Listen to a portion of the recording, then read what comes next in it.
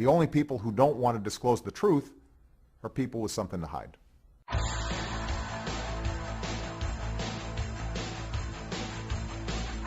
America, well the time is right now for the Steve Mosby Show. What we need to continually bring to the fight for freedom are the facts. Steve, this is an area where you do a great job. This guy is Hugo Chavez in training. You got it. You're one of the few people who discuss these things. Well, I appreciate that, Nat. Thank you. Take it away, Steve. You know, ladies and gentlemen, it wasn't all that long ago, although it does seem like another lifetime ago, that I had the first interview with a gentleman who wrote a book, Unfit for Command. Swift boat veterans speak out against John Kerry. And the gentleman's name was Jerome Corsi. And Jerome Corsi has written so many more books over the years, and we have stayed in touch. He's been a frequent guest on my radio shows. And I am so happy and so proud to be the first to interview him about his new book, which has been right at the top of Amazon.com now for about a month, even though the book hadn't been out yet. The book is now out, and it's Where's the Birth Certificate? The case that Barack Obama is not eligible to be president. And Jerry, let me just say, you know, after Obama released his birth certificate and had that big press conference, and I believe much in part to you, although, you know, I give Trump some credit and he gave himself all the credit, but I want you to comment on that as well, who gets the credit. But people started asking me because I had been, you know, touting your book, and they said, well, is he still going to release the book? Is this the end of the book? I mean, what's the point of having the book? So we're going to talk about all this. We have a lot of time to discuss all these things. If folks out there, if you want to weigh in, whether you're a doubter or someone who doubts Jerome Corsi, please, it's 1-800-321-8828, 1-800-321-8828. Hello, sir. How are you? Great, Steve. Great to be with you. Thank you. Well, my pleasure, and congratulations on the book. Congratulations on topping Amazon for the past month. Thank you. So tell me, when you saw the press conference and Obama, you know, said he's releasing his long-term birth certificate, what went through your mind? Well, I thought that was great. I mean, first of all, my intention in naming the book "Where's the Birth Certificate" was to get Barack Obama to release something, to get him to engage. I mean, I've come to the conclusion a long time ago that Barack Obama was not born in the United States. I've been researching this for 3 years, and I think I can establish that case with good documentation and evidence. So my initial thought was, hey, if we name it "Where's the Birth Certificate?" and Barack Obama, you know, to use Jack Kennedy's phrase about Khrushchev during the Cuban Missile Crisis, you know, he said Khrushchev blinked because Khrushchev couldn't take the heat. Well, if Barack Obama couldn't take the heat and suddenly he felt like he wanted to release a long-form birth certificate, which he'd been resisting doing for 3 years, I thought we'd get a fraudulent document that Barack Obama would now be committed to defending at the risk of losing his presidency. Now, you did, and we should add that this book is published by WND, WorldNet Daily Books, my good friend Joe Farah, and you did make the comment the day after that Obama released the birth certificate. You did make this Nixon analogy, and you said that Nixon thought he could stop the Watergate scandal from unfolding by releasing a few tapes, and all that did was fuel the fire. But, you know, do you believe that he has put this to rest? I know he hasn't put this to rest in your mind and in the minds of many others, but it was hard enough to a certain extent to get it out there without being called a racist or whatever, or a birther in a derogatory fashion before the release.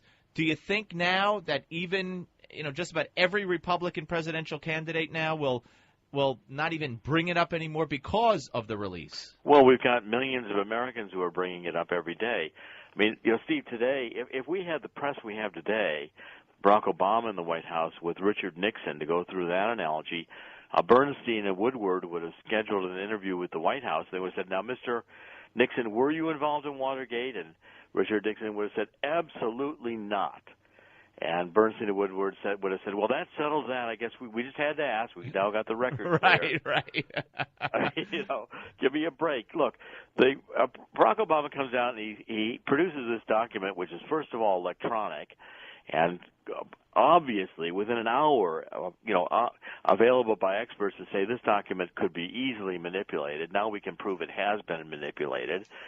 I went to Hawaii Department of Health. I said, well, okay, show me the long-form original birth certificate that's subjected to forensic analysis. President Obama's released it now. Why can't we have the original? Let's get this really proofed out. The Department of Health wouldn't let anybody meet with me. They said I had to go to see the governor's office. And then I went to Kapiolani Hospital. And I asked the press officer, I said, I have a few questions. I wanted to know. I'm sure they were then going to be happy to release Ann Dunham, the mother's patient records, which, by the way, I know they don't have. I've known this for 3 years. And what Kapiolani Hospital did was they said if I didn't vacate the premises, they were going to call the police. I say, wait a minute, this cover-up's still going on. If I owned that hospital, Kapiolani, and the president was born there, and I had even a letter in the vault, which they claimed to do, of President Obama saying, this is my birth hospital, I'd be creating a little shrine out there in the lobby. Yeah. Now, when did you go to Hawaii? Last week. Oh, last week. I decided I had some time. I was going to do some final research. I went out. Barack Obama has released this document, waved it, said, this is my birth certificate. I thought I'd go to Hawaii and see it. They're not going to get close to it. The original birth certificate is under deep vault, lock and key. Probably got poured cement into the room by now. Nobody's ever going to see that document. It's not going to get any forensic analysis. All right, but let me ask you this. Do you believe that the document you stated that it's based on your research, and we'll get into this also, you believe he was not born in the United States. So therefore, I'm no lawyer, but I would assume that through logic and extension, you're saying that what he presented as a birth certificate has to be false because you believe he was not born here, and that indicates he was. Correct. It's a fraudulent document. I knew it had to be a fraudulent document once they released the certification of live birth, a short form, because the numbers are out of sequence. When you take a look at, I have a 1955 document from Charles Burnett, the guy who created the system of birth certificates in Hawaii. So the Hawaii birth certificates were prepared in the hospital by the nurses and the clerks. They went to the local registrar. If they were all okay, they went to the general registrar. The general registrar stamped a date and then put a number on the birth certificate. So Barack Obama comes along and he says he was born August 4th. The registrar accepted it August 8th, and he was given birth certificate number 10641. Then here come the Nordyke twins. The mother waves the birth certificates about a year later. Born in the same hospital in Hawaii. 1 day later. Yes. Their births were registered August 11th, and they were given numbers 10637 and 10638. Now, you use a Bates stamp, which increments one each time you do it, and if Barack Obama was registered on an earlier date, August 8th, 3 days later the twins were registered. Why does he have a later number? Why does he have a higher number? Well, wouldn't you think, though, let me play devil's advocate, though. If they forged this document, don't you think that they would be, and they did the research to find out, about what number to use, wouldn't they have gone all the way and found out exactly what number to use so as not to, make a mistake? Well, you think forgers would be that good, but forgers frequently make mistakes like this, and they may not have seen or looked at or thought about the numbers that they were picking with relationship to the Nordyke twins. That number is out of sequence. It cannot have happened, and it demands an explanation. And the explanation is not that there was a pile of papers sitting there for 3 days, because that's not how the system operated. Why do you think, Jerry? We're talking to Jerome Corsi, the author of Where's the Birth Certificate? It's just out, and it's top of the Amazon list here on the Steve Malzberg Show. This is Jerry's first interview, and we're going to get to so much more, and the phones are lit. We're going to take some calls. But why do you think... do you think it was Trump's bringing it up? Do you think it was the Gallup poll released just a couple of days prior that showed a majority of Americans doubted whether he was born in this country? What do you think it was? Well, I'm not entirely sure. I'm not entirely sure what Donald Trump was really up to. I've got to think a lot more about that one. I mean, just his. I don't even. To be honest with you, I don't know that he had any people checking it out in Hawaii, unless he sent you and paid you. Because well, I wasn't paid by Donald Trump. I talked to him, but I was over there. Right. Barack Obama, as I say, blinked. He realized the pressure was on him. He wanted to try to put this to bed by releasing what he said was a, birth certificate. The one he released is increasingly being subjected to computer analysis. I'm finding in it, and have begun publishing anomalies in this document which show manipulation. I think I'll be able within about a week to identify which birth certificates were used to doctor and manufacture Obama's birth certificate. But Steve, what do you mean by that? You mean he used other people's birth certificates? It's composite. It's made of several different birth certificates. Boxes have been created. Information has been moved. We've been analyzing it now since it came out, and I'm about ready to be. I've been publishing every day this week, and WorldNet Daily will continue to publish new research. What I found in the book, the book has got almost 125 exhibits of the research I've done. 125 exhibits. You can see the documents. You can see the records. Where I got into this was I realized Barack Obama has been lying about his nativity story since he first told it when he wrote his autobiography. All right, and that's where I want to stop. I want to have more time in the second segment as well, so I don't want to go too long in the first segment. Stay where you are. We'll come back. We're going to pick it up right from there. We'll put the birth certificate aside now and go into other aspects of why Jerry Corsi believes that Obama was not born in the United States. The book is Where's the Birth Certificate? Jerome Corsi, right here, exclusively on the Steve Malzberg Show. Steve Malzberg, 800-321-8828. All right, folks, we're back on the Steve Malzberg Show, continuing with our exclusive with Jerome Corsi, the author of Where's the Birth Certificate? This is his first interview. James and Greg and Bob and Steve and Lou and Vincent and everybody else trying to get in, just hang on. We'll get to your calls, I promise you. All right, we're putting the birth certificate aside for now, Jerry, because there's such a great part of the book is dedicated to Obama's early years and why you make the case that constitutionally, according to Article 2, Section 1 of the Constitution, Obama is not a natural-born citizen, as is required of all presidents. Well, there's several problems. I mean, first of all, if the birth certificate just released was true, it validates that Barack Obama is the son of Barack Obama Sr., and he was a dual citizen at birth, a citizen of the Commonwealth of Great Britain. I read a whole chapter in this showing how the Democrats pounded John McCain on the same issues. John McCain submitted his birth records to Congress.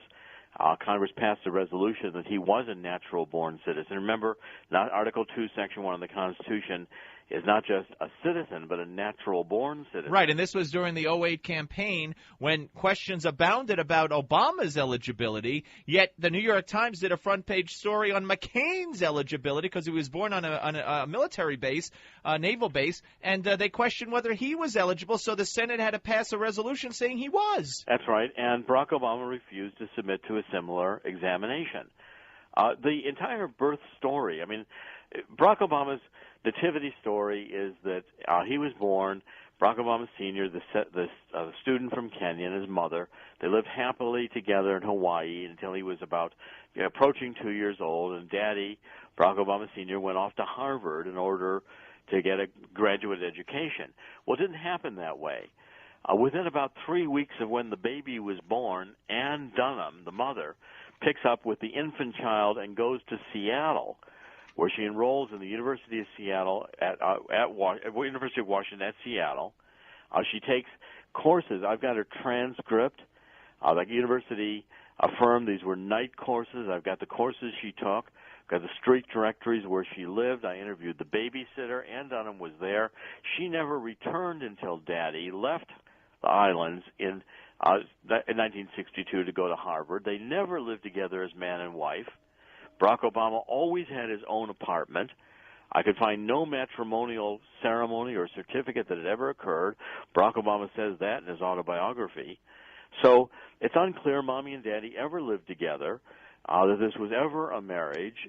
And, in fact, the address of the newspaper birth filing was the address of the grandparents, And Hawaii law permitted the grandparents to go in and register the birth of the child without any examination if they were telling the truth that the child had been born in Hawaii. All right, before we forget the grandparents thing for a second, but everything you've described, her may not being a marriage, her living in Seattle, et cetera, how would that affect his eligibility? Well, first of all, what you do in investigative work, and I've got here 125 exhibits where you can see all the documents and glossy pages in the middle, is you find a lie, a critical lie told in a birth story. I mean, it's Police Investigation 101, Investigative Journalism 101. If Barack Obama has told a fraudulent story in Dreams of My Father of his early years, well, then maybe the entire story is false. Maybe there's parts of the story Barack Obama himself doesn't even know.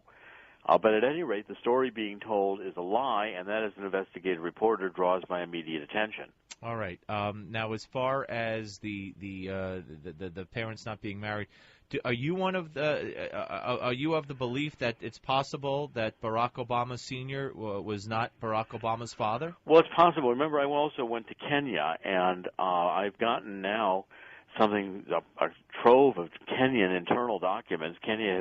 Many Kenyans have continued to work with me.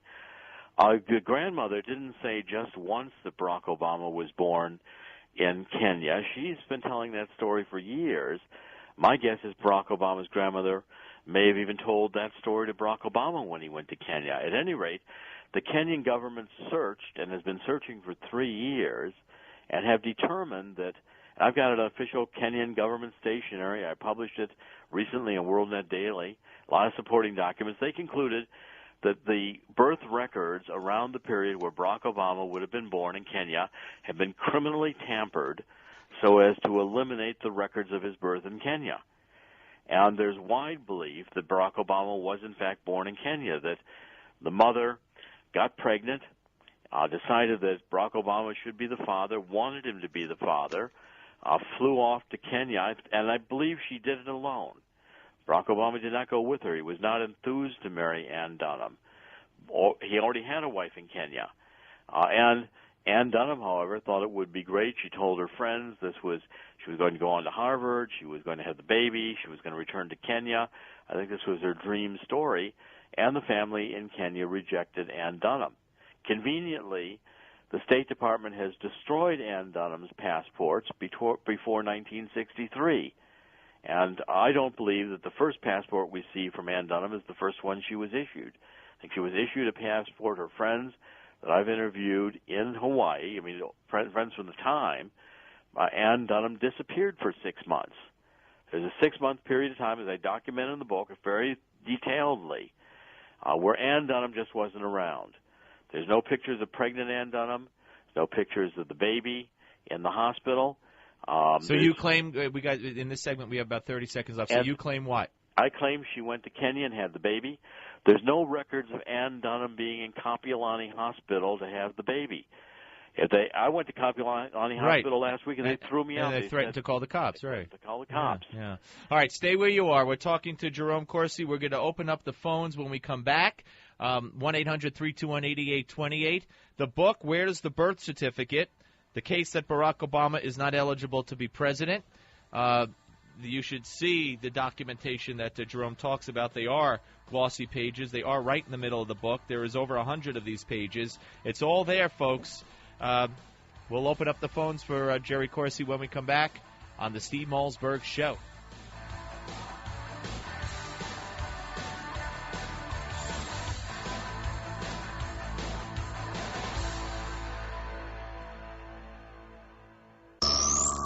Steve Malzberg, 800-321-8828. Yes, we are back. Steve Malzberg continuing our exclusive, the first interview with the man, Jerome Corsi, the author of Where's the Birth Certificate. It's been the top of the Amazon charts since before it came out. Now it's out.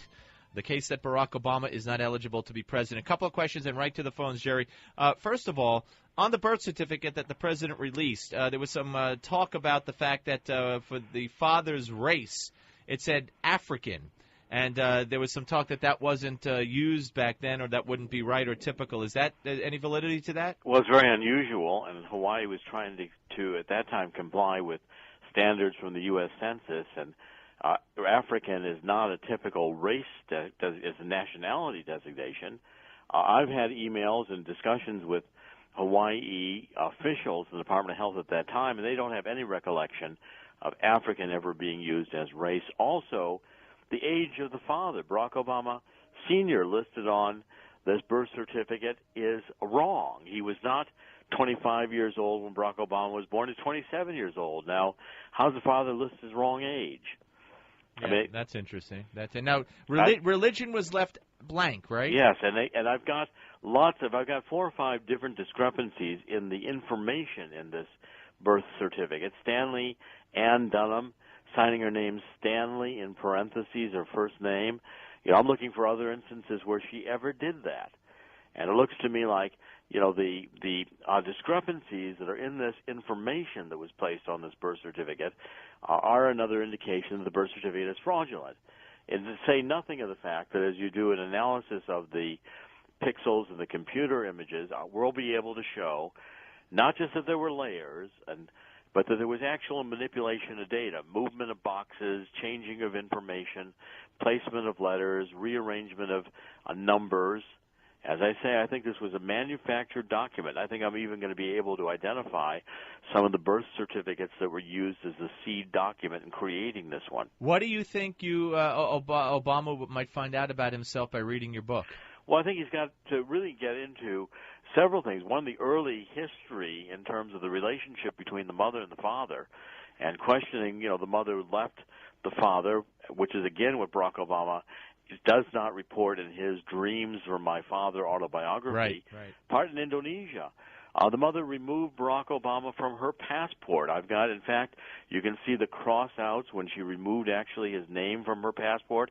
It's on page 215, Exhibit 100, and listed Barack Obama with an Indonesian surname, Barack Hussein Obama Soebarka, which strongly indicates that Barack Obama may have been adopted in Indonesia, and of course, may not have been his choice, but an adopted citizen with a new nationality, maybe even an Indonesian passport, is not a natural-born U.S. citizen under Article 2, What do you mean by Section 1. adopted in Indonesia? By whom? By his stepfather. Oh, by a step. I see. Yeah. Okay. All right. Let's get to the phones and let us say hello to James on Long Island. James, you're on the Steve Malzberg Show with Jerry Corsi. Hello. I also believe that the document is an obvious fraud. Why would they spend millions of dollars during the campaign to fight court battles against its release? Right, and just that alone would say it's an obvious fraud, and the press has said nothing. All right, James, let him answer. Thank you, James. I think James is right. Look, you just had on Lieutenant Colonel Lakin, yes, who earlier today, yes, went to prison, and Barack Obama a few weeks later releases this document. I mean, that's unconscionable. If this document were available and not fraudulently manufactured 3 years ago, why didn't Barack Obama release it instead of the Certificate of Live Birth, the short form? We spent 3 years arguing that the short form was all that Hawaii had, all they could release, and here comes this innocuous birth certificate that lists he was born in Kapiolani Hospital, no records of the mother being a patient release. Right. All right, go ahead. I'm sorry. Oh, and no document being shown for forensic examination. I mean, if this document existed, it should have been released 3 years ago. Absolutely, instead of fighting all those millions of dollars worth of fights in court. Let's go to Greg in New Jersey. Greg, you're on the Steve Malzberg Show with Jerry Corsi. Hello. Hello, Steve. Hello, Dr. Corsi. Dr. Corsi, I've noticed in the years of going through your books that it's not a question of left-wing politics or right-wing politics. It's a question of constitutional issues. Thank you. You're more than welcome. And what I have is just say that Barack Obama was indeed born in Hawaii. Right. And his mother is a U.S. citizen, but his father is a Kenyan national. Is he still eligible to be president? No, because he's a dual citizen at birth. And dual citizens at birth, as I argue in the book, were never intended by our founding fathers to be natural-born citizens. In fact, Barack Obama co-sponsored the resolution Congress passed for John McCain that specified John McCain had 2 U.S. parents. Barack Obama did not have two U.S. parents. He should not have been qualified to be president as a dual citizen. Well, that's not even a question, right? I mean, no, we know that his father was not an American But, you know, citizen. Steve, what I document in the book, and I've got it on one of the pages in the exhibits, when Barack Obama put that in his campaign website, and then the State Department picked it up and put it on their website, that Barack Obama was a dual citizen at birth, I wrote about it in WorldNet Daily, and the State Department erased it. Well, they thought it was a good thing. And originally they thought, hey, look at all this diversity. Yeah, right. They didn't think about Article 2, Section 1. Oh, boy. All right, let's go to Bob on Long Island. Bob, you're on the Steve Malzberg Show with Jerry Corsi, author of Where's the Birth Certificate? Hello. Yes, Steve, isn't Jerry really pointing a I don't know. Why don't you ask Jerry? He's here. Aren't you really pointing a finger at the Clintons because the Clintons ran against him when he ran? I mean, we're looking for a candidate in 2012. He has a record to run on. He stinks with that record, and I think Mitt Romney is the candidate that can beat him. The pretenders are out, Huckabee and Trump and all the others, and Romney is the only one that can beat him. Okay, now, why didn't the Clintons come up with this years ago? I don't know what the Clintons did. I'm not concerned about who wins or who loses in 2012. I'm concerned about the truth, and my argument is that Barack Obama, when the truth is known, is not eligible to be president, and the birth certificate produced on April 27th is fraudulent, and he needs someone is going to have to pay for creating fraudulent documents. We go to Stephen on Long Island. Thank you, Bob. Stephen, you're on the Steve Malzberg Show with Jerry Corsi. Hello. Hello, yes, I was wondering if you could address two issues. One, is this correct? Did Kenya become a country officially in 1963? Yes. Yet his father was born 27 years earlier in Kenya. Yes, and in fact, the way Kenya is listed on the birth certificate is another problem because, again, Kenya was not, at that point, as part of the British Commonwealth. Right. Now, and again, people have asked about the hospital. The hospital was listed the way the hospital is listed. I've looked at birth certificates from the period. By the way, the Hawaii Department of Health is still doing a cover-up. We can't see the birth certificates in sequence. We can't see a series of birth certificates. They won't release them. This document does not look typed. It is not regularly left margin justified the way it would normally be with a typewriter, and the fields look more randomly placed. They don't look like they were tabbed in, and I can compare it with the few that I do have to show the typewriting nature of the other documents, and when we analyze it, the character placement by computer internally within Barack Obama's document. All right, thank you very much, Steve. Appreciate it. Let's go to Vincent in New York. Vincent, go ahead for Jerry, sir. Okay. Obama has refused to release his academic and medical records, among other things. Is that related in any way to this eligibility issue? Absolutely. In fact, I've got the book, I devote a whole section to it, Appendix A, has about 20 pages, a list of all the records Barack Obama won't release, his passport records, even his kindergarten records, his adoption records if they exist. We don't have any school records or any grades, not at Punahou, the high school, not at Occidental, not at Columbia, no State Department passport or travel records. We don't have his Columbia University records. I mean, all these things are relevant. What about if his passport records show that he had an Indonesian passport? I mean, what did he travel to go to Pakistan on? And what kind of aid, if any, did he get to go to Was college? he a foreign exchange student? He was rooming with Pakistani students at Occidental. Usually colleges don't put together U.S. students with foreign exchange students. And by the way, we don't have a complete record of even all the countries Barack Obama has been to. We don't have his passport or travel records, don't have his medical records. I mean, the records go on. There's almost 20 pages of records from Barack Obama that he has refused to release to the public. All right, stay where you are. One more segment with Jerome Corsi. When we come back, we'll squeeze in some more of your calls, 1-800-321-8828 on the Steve Malzberg Show. 800-321-8828. Steve Malzberg. All right, ladies and gentlemen, we are back on the Steve Malzberg Show. One final segment with the author of Where's the Birth Certificate by Jerry Corsi. The book is now out and available at all the usual places, and it's published by WND Books, WorldNet Daily, my friend Joe Farah. And let's get to a couple of more phone calls, shall we? And let's say hello to Lou in Martinsville. Hello, Lou. Hello, gentlemen. I have a question. Perhaps in 1959, when Hawaii became a state, there's a possibility that people were allowed to backdate the birth certificates by. Well, let me start over. In 59, it became a state. Foreign-born people were not citizens of Hawaii. Hawaiians were offered citizenship just for the taking. You just had to sign off on it. So if someone was born to a foreigner, they wouldn't have the opportunity to be a Hawaiian citizen. And so perhaps if someone was born a couple of years later, would it be possible that they could obtain a fraudulent certificate to show that their child is a citizen, even though they were born before? All right, what about it, Jerry? Yes, in Hawaii in 1959, in some instances even today, certainly 1961, President Obama was supposed to have been born in Hawaii. Hawaii allowed the family to come in and testify that the baby was born in Hawaii. Phone records, family. It didn't even have to bring the mother of the baby. There was enough to say the baby was born in Hawaii. And the Hawaii Department of Health had no investigative unit, so they just accepted the word. That's why I've always been suspicious and point out in the book, you can see, I show you that the birth announcements in the newspaper have the address of the grandparents as the address registered with the birth.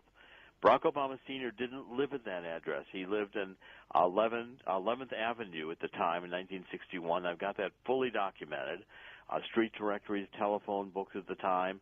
And Ann Dunham was, left Hawaii and went to Seattle. So the address registered as the grandparents. What I argue in the book is the grandparents. The birth was likely in Kenya. The grandparents came in, registered the birth. It was accepted, and that was the beginning of the birth records, which could be done even if it was not the case that Barack Obama was born there. And they didn't do that because they thought he was going to be president.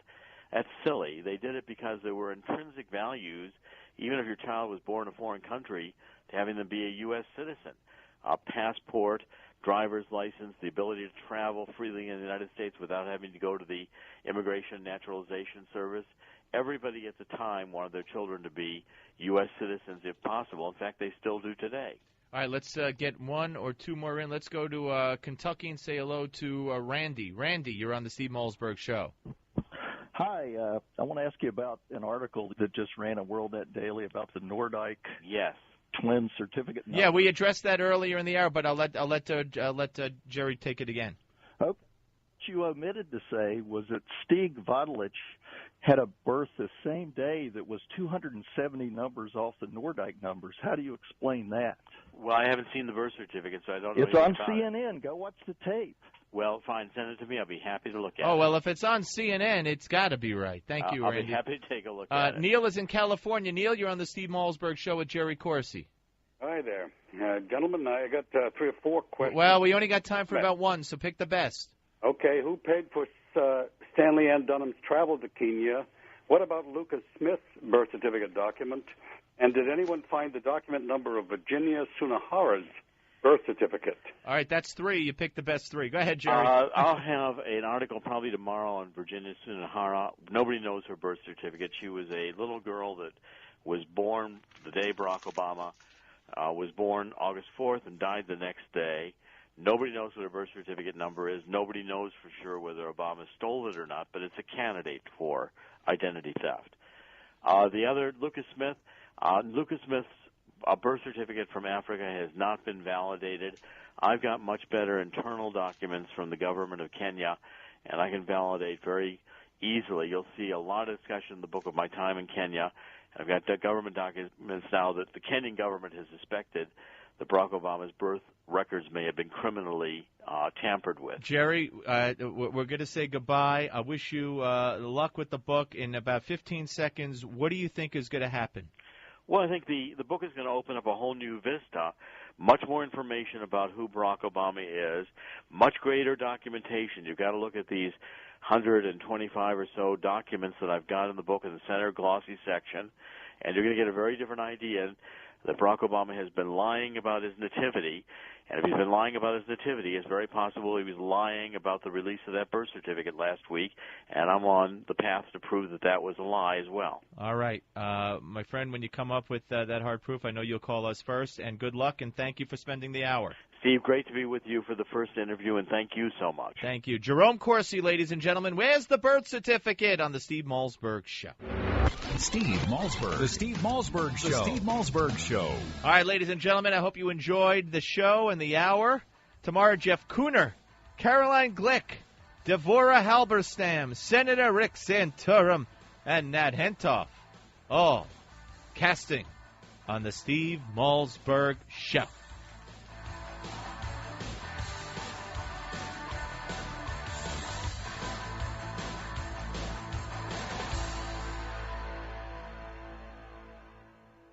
The only people who don't want to disclose the truth are people with something to hide.